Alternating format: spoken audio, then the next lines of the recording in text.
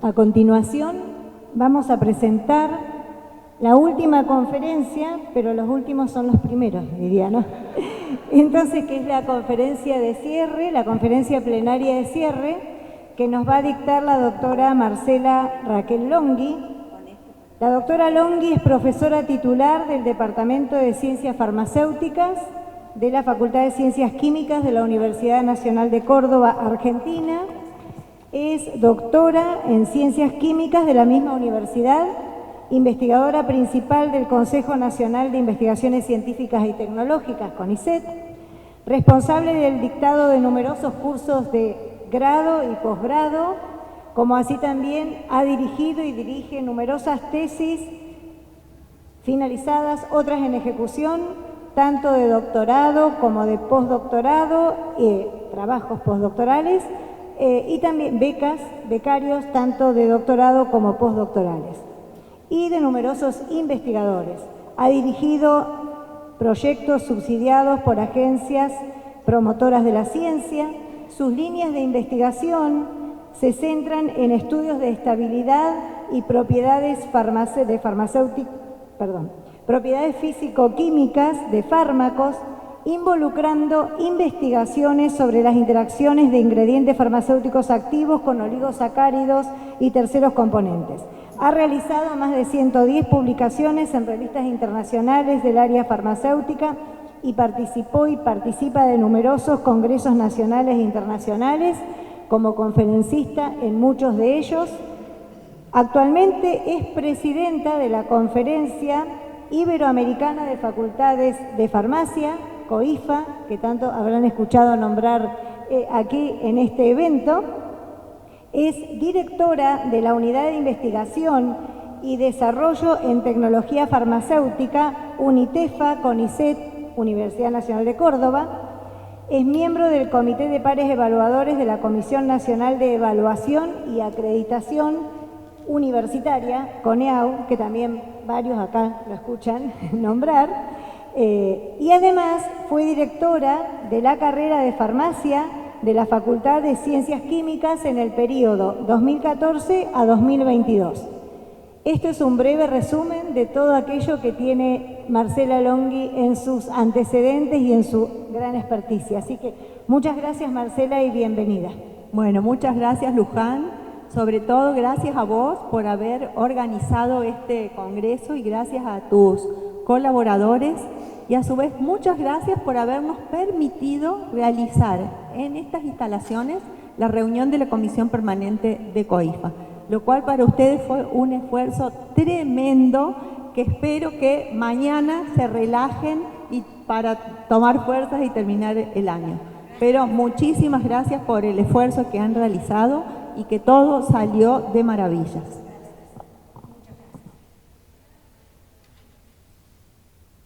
Bueno, buenas tardes a todos. Ya no sé si buenas tardes o buenos días. Algunos dicen que a partir de las 12 del mediodía ya es la tarde y otros dicen después que almorzaste ya es la tarde. Así que bueno, yo el tema que les voy a hablar es la importancia del control del estado sólido de fármacos, que es un tema que ha tomado relevancia en los últimos tiempos. La mayoría de los medicamentos se tratan de formular como sólidos, porque tiene varias ventajas. Tiene mayor estabilidad, incluso antes se pensaba que la estabilidad que tenía un medicamento en un sólido era casi como indefinida, pero después vamos a ver que hay problemas que se presentan que no es tan así.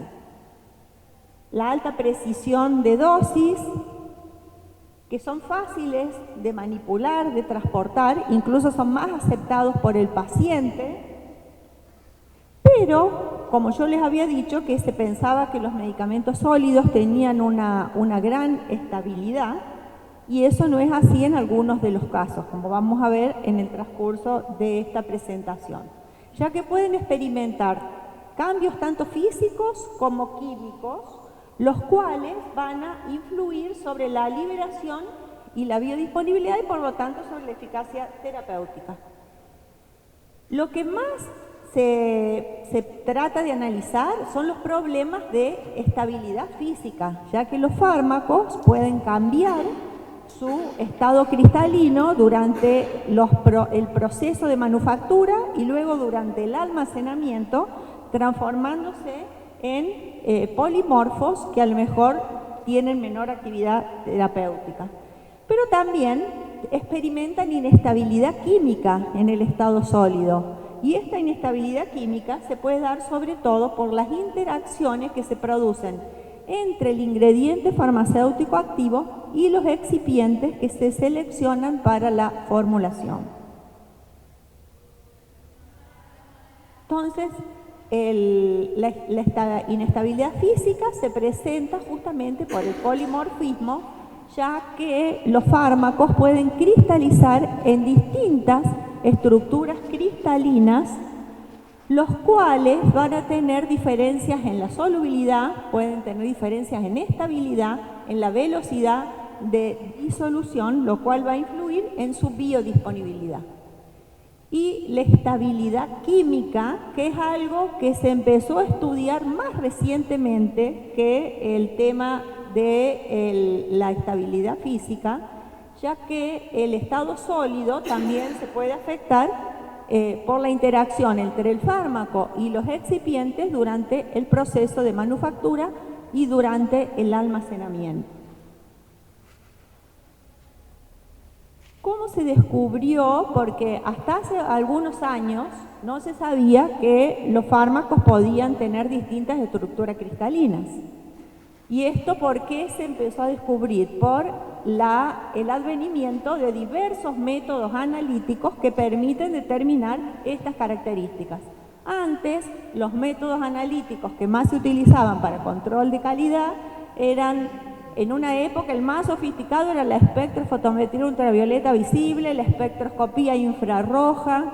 Después vino la cromatografía líquida, pero la cromatografía líquida justamente no sirve para detectar transformaciones del estado sólido. Pero luego, cuando se introdujeron métodos analíticos como el análisis térmico, que el análisis térmico, los más utilizados es la termogravimetría y la caloría diferencial de barrido, que por lo general lo que se prefiere es contar con equipos que tengan los dos módulos y con software que puedan combinar los resultados de ambos métodos. Entonces tenemos el análisis termogravimétrico, que registra el peso de una muestra en función de la temperatura, y la calorimetría diferencial de barrido, que por lo general nosotros acá la conocemos por sus siglas en inglés, DSC. Pero bueno, es la calorimetría diferencial de barrido, que mide la absorción o desprendimiento de calor producido durante el calentamiento o el enfriamiento de una muestra. Después tenemos la difracción de rayos X, que este es uno de los métodos más utilizados para la caracterización de formas cristalinas, porque la difracción de rayos X de polvo es como que nos permite obtener la huella digital de un compuesto. Entonces, si un compuesto tiene un determinado registro de difracción de rayos X, nosotros vamos a saber qué es determinado compuesto.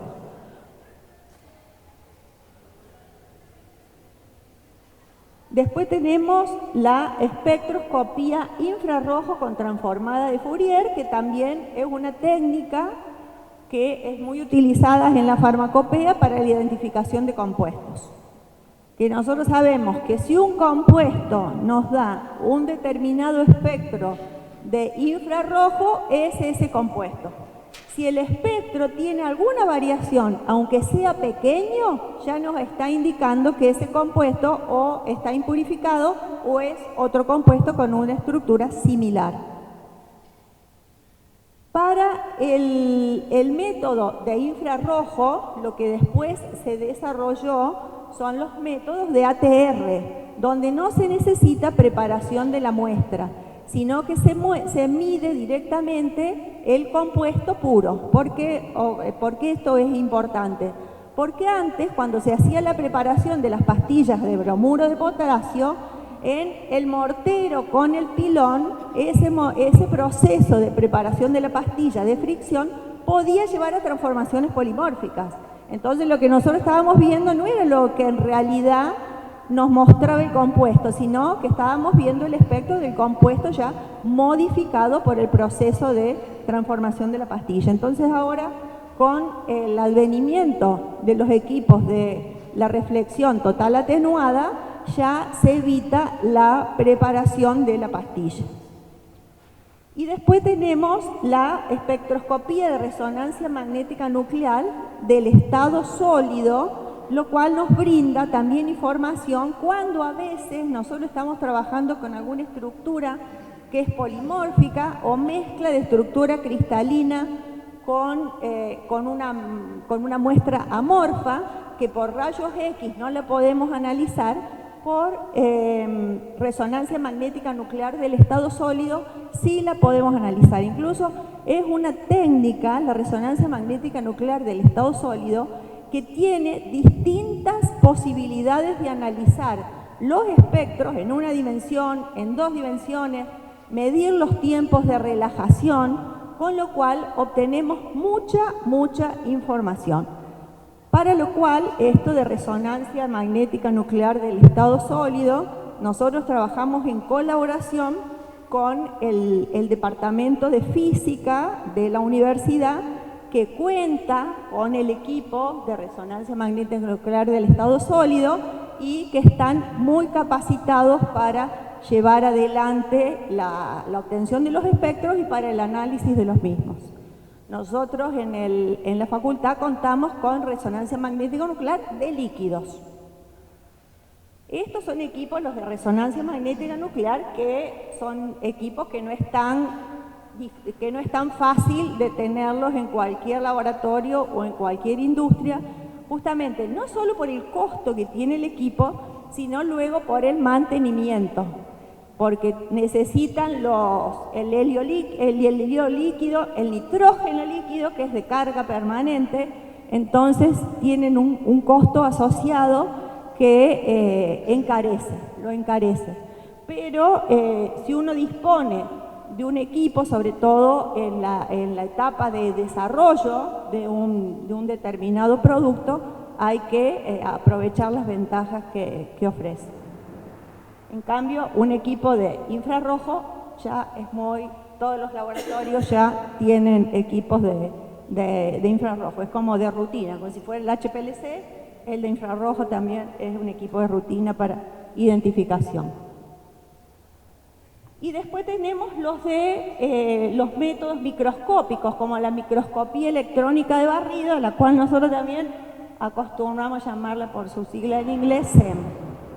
Entonces también este método nos brinda imágenes detalladas de la superficie de un sólido y nos permite ver qué cambios ocurren en el sólido a través de distintos procedimientos. Este equipo también hay en la universidad un laboratorio que es de microscopía, que tiene SEM, TEM, después tiene otros microscopios, y es como que es de uso de toda la universidad. Acá, como los recursos siempre son escasos, entonces cuando se compra un equipo de gran envergadura, de alto costo, lo que se hace es instalar laboratorios, o sea, espacios donde se instalan los equipos y son de uso de toda la universidad. Tienen, por supuesto, todos tienen sus operadores, porque para que no vaya cualquiera, maneje el equipo y lo vaya a romper. Entonces todos tienen sus operadores y tienen un costo de uso, pero que es bastante accesible. Entonces habíamos visto que el polimorfismo, una estructura, puede existir en más de una estructura cristalina. Y esto tiene una connotación que solo va a existir en el estado sólido. En solución no vamos a ver estas diferencias. La detección y caracterización de polimorfos, los cuales pueden tener diferentes puntos de fusión y solubilidad, y esto se empezó a determinar porque se vio que algunos principios activos que eran efectivos en un momento, a lo mejor al cambiar de lote de medicamento ya perdía efectividad o la efectividad era menor. Entonces antes no se sabía qué pasaba porque no se disponía de los métodos analíticos que nos permitieran caracterizar la estructura del fármaco presente. Entonces tenemos que puede haber polimorfos. Hay algunos fármacos que tienen hasta 10, 12 polimorfos diferentes, que no todos van a estar presentes. Y estos fármacos, estas formas polimórficas pueden tener distintas solubilidades y por lo tanto van a incidir sobre la eficacia terapéutica. Uno de los casos que más relevancia tuvo es el de la carbamazepina. La carbamazepina, esto yo me acuerdo, mi directora de tesis tenía su hijo menor que sufría de convulsiones, epilepsia de la niñez, que después con la adolescencia lo superó. Y le habían recetado la carbamazepina. Me acuerdo que ella comentaba, compramos siempre el medicamento del mismo laboratorio. Y hay veces que le produce efecto y otras veces que no le produce efecto. Y era en esas épocas, no había ni análisis térmico, ni difracción de rayos X, no se sabía lo que pasaba. Y es porque la carbamazepina puede existir en una forma que es la dihidratada, la cual ven ustedes que tiene mucha menor solubilidad y por lo tanto menor biodisponibilidad. Y esto solamente con hacer análisis térmico, hacer DSC, ya podemos determinar si estamos en presencia de la forma hidratada, porque por DSC y por TG vemos justamente la pérdida de agua. Incluso se puede determinar qué cantidad de agua tiene. La forma 3 sufre una transformación polimórfica a la forma 1, y la forma 1 es la que se debe comercializar.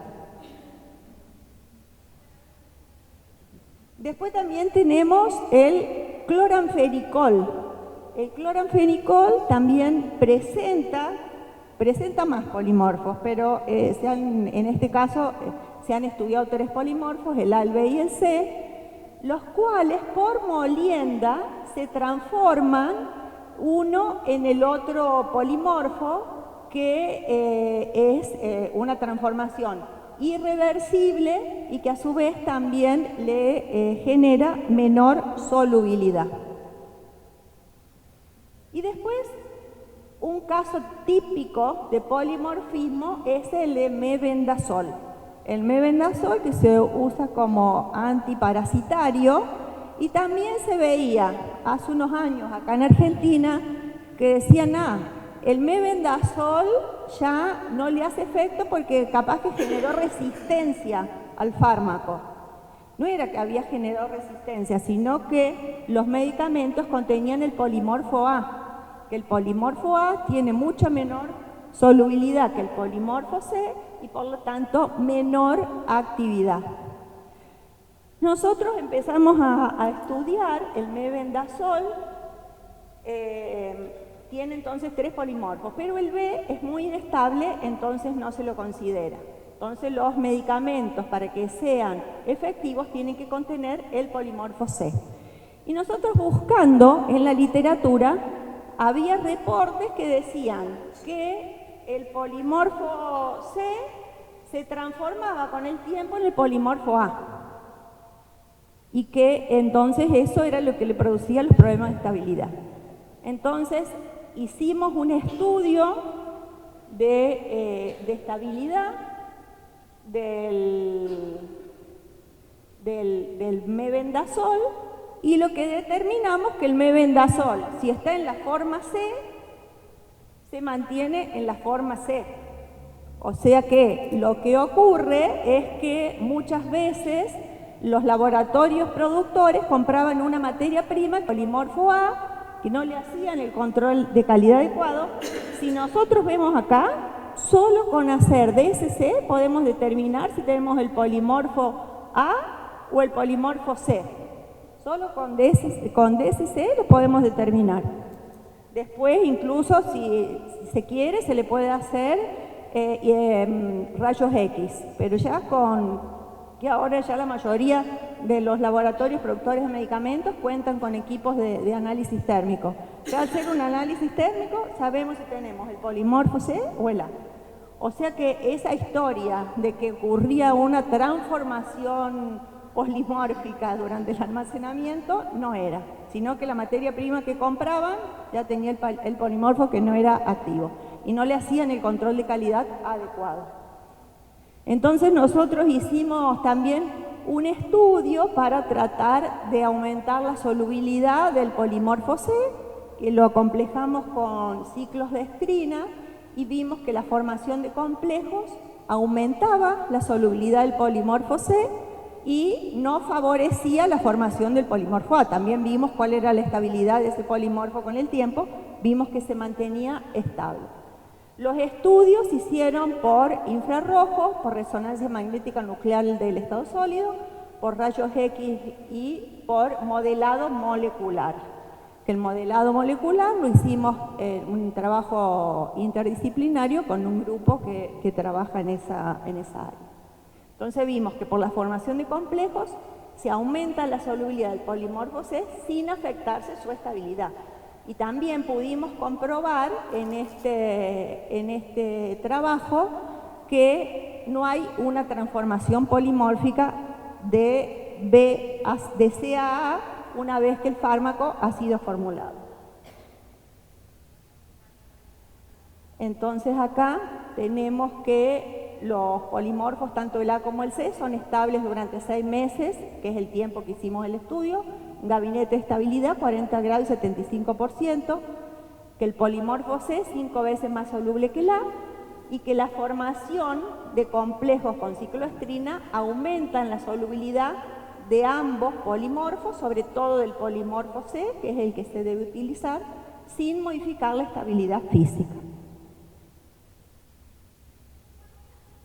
Después, ya como los medicamentos, cuando son utilizados para ser administrados por la vía oral, se necesitan de formulaciones que contienen diferentes excipientes.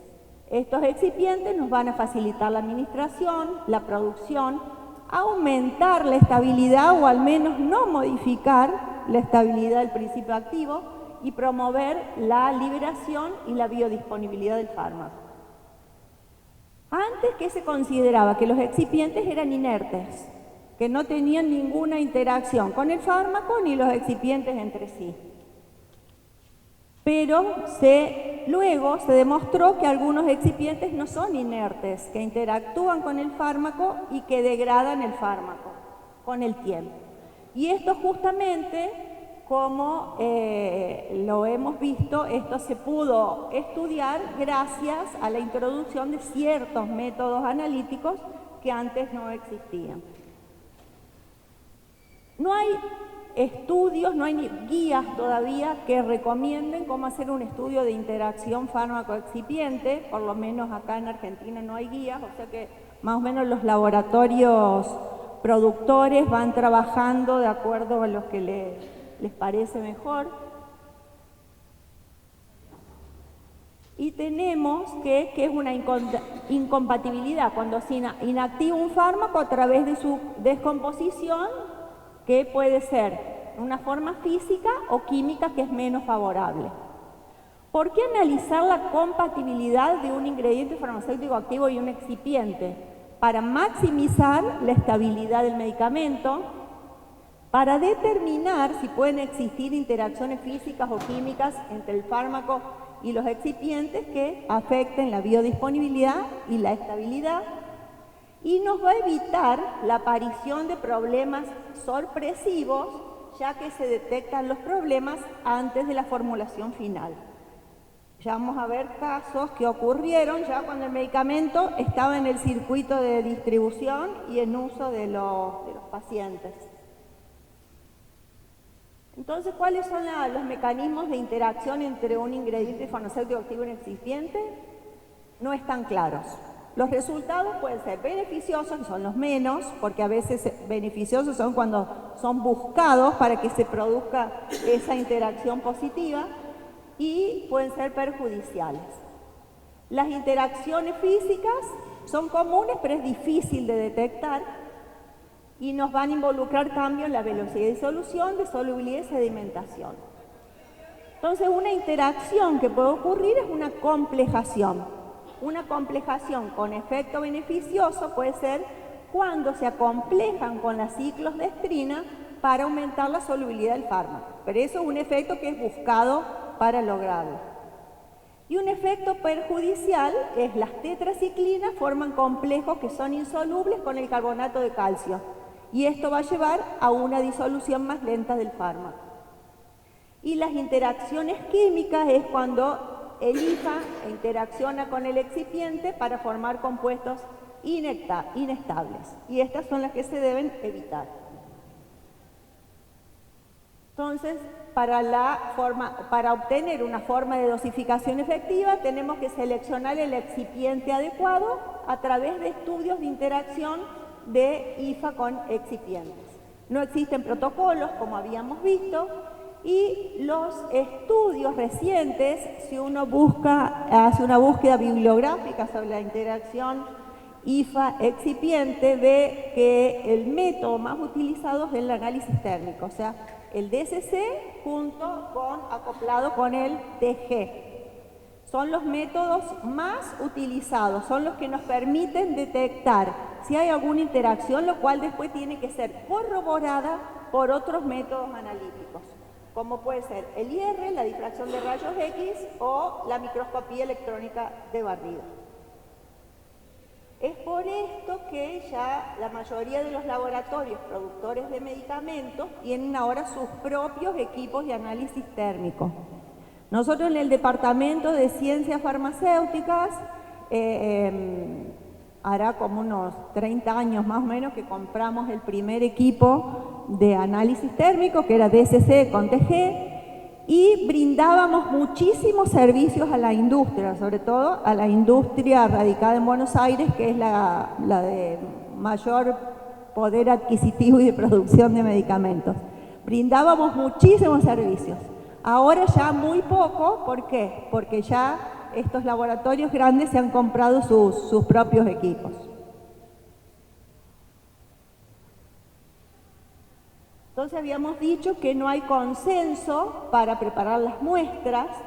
Lo que sí es importante que el mezclado sea suave para preparar las mezclas, para ver si hay algún tipo de interacción, sobre todo usar un mezclador tipo Vortex.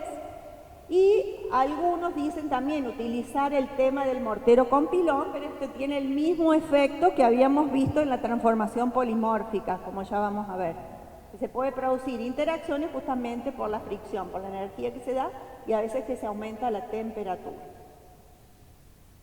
Entonces acá tenemos un caso de la bibliografía que es el tenofovir diisopropilfumarato, que al mezclarlo con almidón, este sería el del fármaco puro, este es el almidón, las curvas de DSC, y acá vemos cuando ambos componentes se mezclan por Vortex, vemos que permanecen las dos endotermas del fármaco.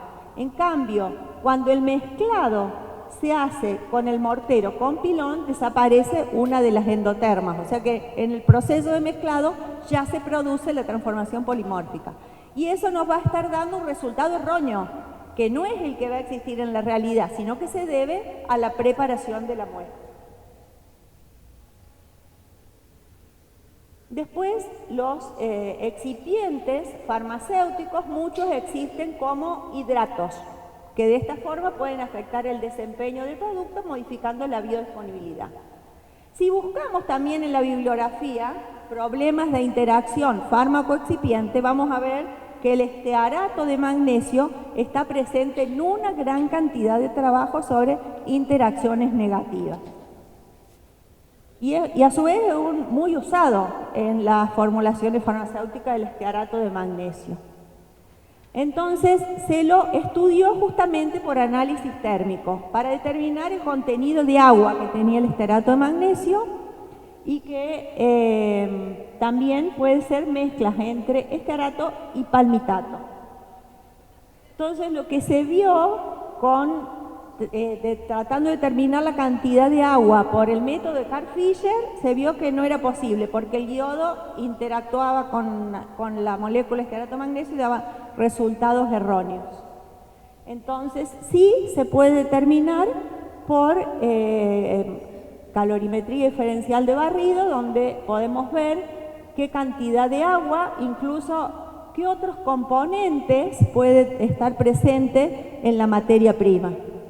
Pues también puede ocurrir que algunos lotes de estearato de magnesio no tengan problemas de interacción fármaco-excipiente y otros sí, pero eso lo tenemos que determinar antes de pasar al proceso de producción. Y después tenemos el maleato de enalapril. Así como la aspirina es el ejemplo clásico de un fármaco que sufre hidrólisis en solución o en presencia de agua, el estearato de magnesio, el enalapril sería como el fármaco modelo que sufre degradaciones en el estado sólido. Y esto ocurrió que en Argentina, cuando se creó el ANMAT en 1995, como unos 3 o 4 años después empezaron a hacer lo que se llama cortes de mercado. Es como que buscan, supónganse, en este caso eran medicamentos que contenían maleato de enalapril, de distintos laboratorios elaboradores. Eso lo hacen con todo, ¿no es cierto? En este caso es el ejemplo del maleato de enalapril, pero lo hacen con todos los medicamentos que se comercializan en Argentina. Y toman muestras, como el país es tan extenso, con distintas condiciones climáticas, entonces toman muestras del norte, del noroeste, que es distinto al noreste, del centro, del sur, toman muestras y las analizan. Cuando analizan los fármacos que contenían enalapril, se dan con que el 70% de los medicamentos analizados tenían un contenido de maleato de enalapril inferior al 50%, a pesar de estar alejados de su fecha de vencimiento. Entonces, cuando empezaron a investigar, se dieron con que el maleato de enalapril interacciona de forma negativa con varios excipientes. Entonces tiene dos productos, el maleato de enalapril es un profármaco, que es un éster. Entonces, en realidad, su principio activo es el enalaprilat, que se produce por hidrólisis. Pero por la interacción con excipientes, se forma la enalapril dicetopiperacina, que es inactivo. Y esto es lo que se había encontrado en la mayoría de los medicamentos que se comercializaban en Argentina. Y esto, bueno, se superó el problema, porque ya se vio cuáles eran los excipientes que no se tenían que usar. Pero el problema se presentó nuevamente en el año 2014, que acá en Argentina había un programa que se llamaba Remediar, que el gobierno compraba determinados medicamentos de uso masivo para ser entregados en los hospitales públicos.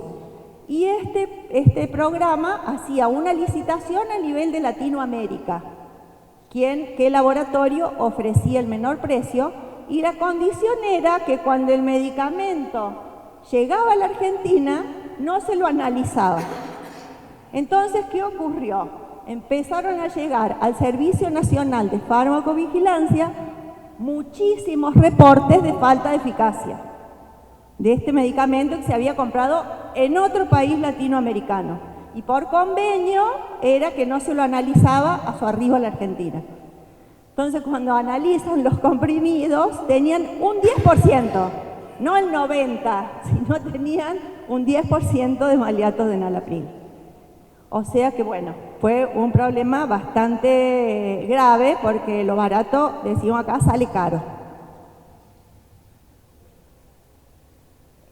Entonces, el maleato de enalapril hay que seleccionar el excipiente adecuado, ya que sabe que tiene interacciones negativas con la celulosa microcristalina, con el estearato de magnesio, que ya lo habíamos visto, con el eudragit y con el bicarbonato de sodio. Entonces, acá tenemos nosotros que por análisis térmico son los estudios que se hacen de la interacción fármaco-excipiente. Entonces acá tenemos nosotros la mezcla que es el maleato de enalapril con el dióxido de silicio coloidal, que vemos que va a tener un punto de fusión a una temperatura inferior que la que tiene el maleato de enalapril puro. Entonces, esta disminución del punto de fusión ya es un llamado de atención. En todos los casos que se detecte esto no quiere decir que la interacción sea negativa. En el caso del maleato de enalapril es negativa, pero puede ocurrir con otros fármacos que la interacción puede que no sea negativa, pero es un llamado de atención y se lo tiene que analizar por otros métodos analíticos, como puede ser difracción de rayos X o infrarrojo. Entonces, como ven ustedes, por DSC ya se puede analizar, en este caso, la interacción con el dióxido de silicio coloidal. En este caso, por TG, se analizó la interacción del maleato de enalapril con el bicarbonato de sodio, que también presenta una interacción negativa. Entonces, en nuestro grupo tratamos de ver si con la formación de complejos con ciclodestrina se disminuía esta interacción negativa del maleato de enalapril con el bicarbonato de sodio.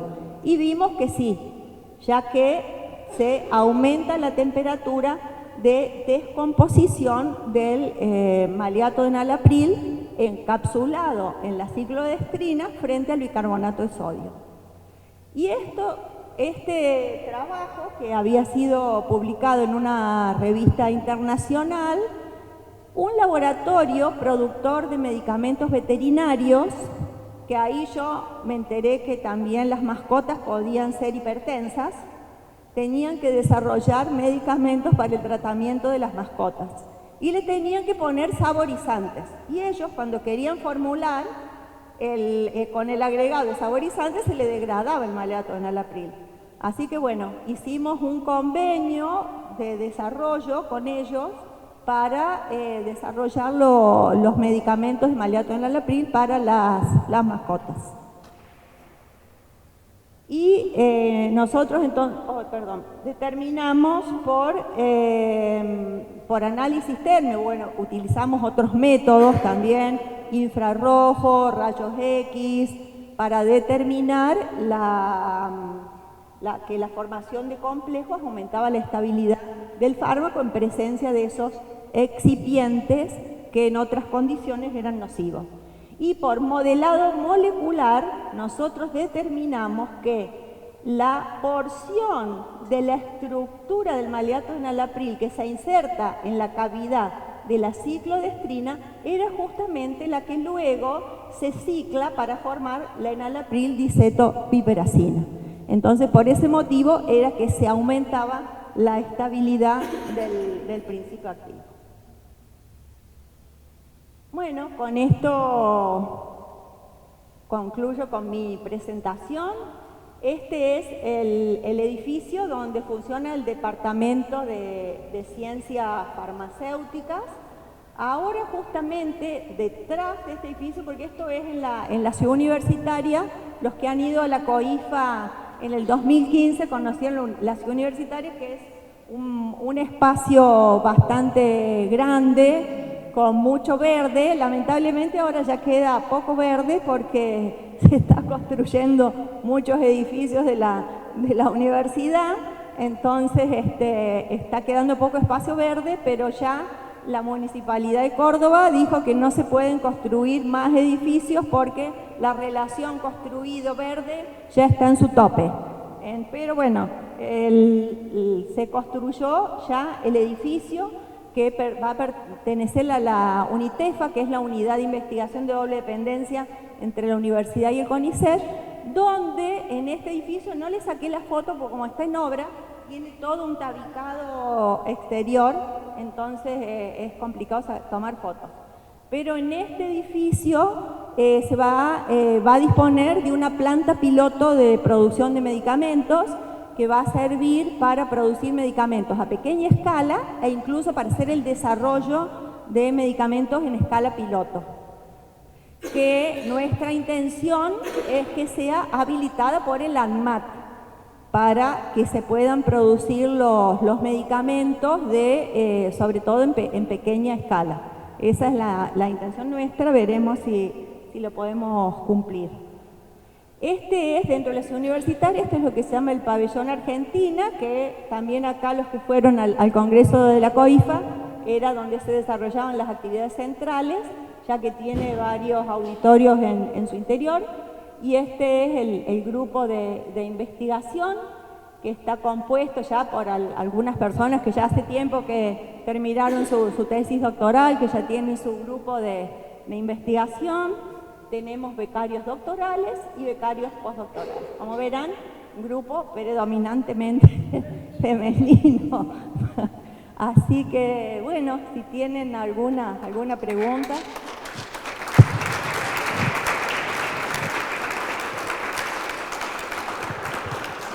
Muchas gracias, Marcela. Acá paso a preguntas. Marcela, gracias por una excelente presentación y muy completa.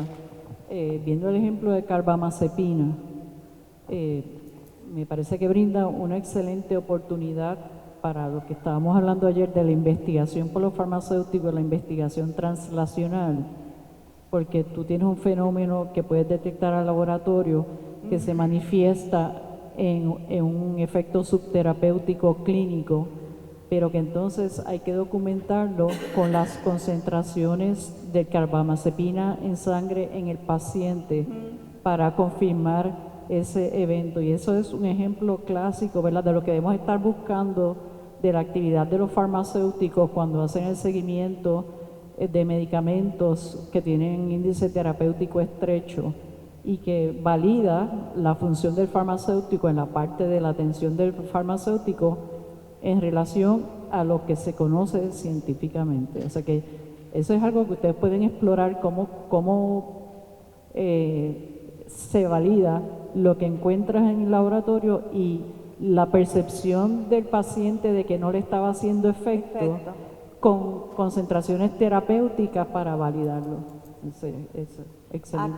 Acá te comento que en Argentina la carbamazepina es uno de los medicamentos que para su aprobación tiene que tener estudios de biodisponibilidad en humanos.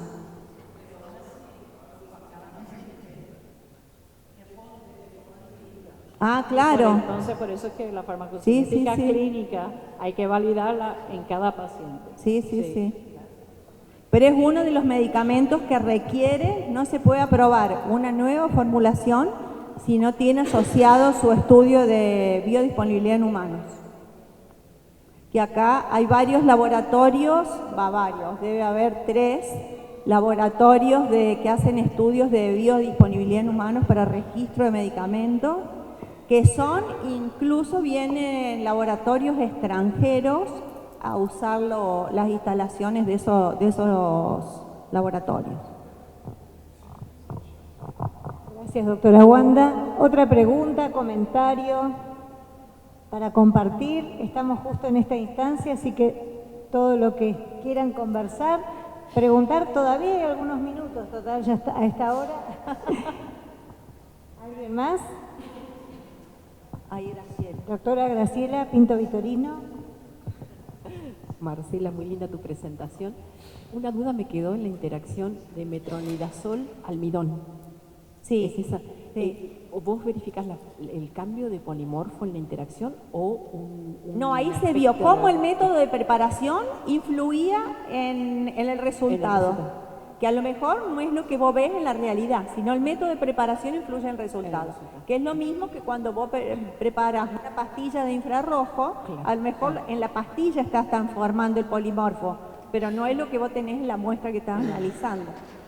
Entonces, por eso ahora los infrarrojos con ATR son mucho más efectivos para hacer los estudios. Claro, evitas la presión. Evitar la preparación de la pastilla porque pones la muestra sola a analizar, no necesitas el bromuro de potasio. Claro. Bueno, gracias.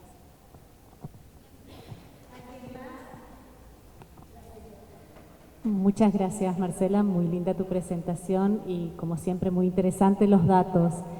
Me surge tal vez una consulta.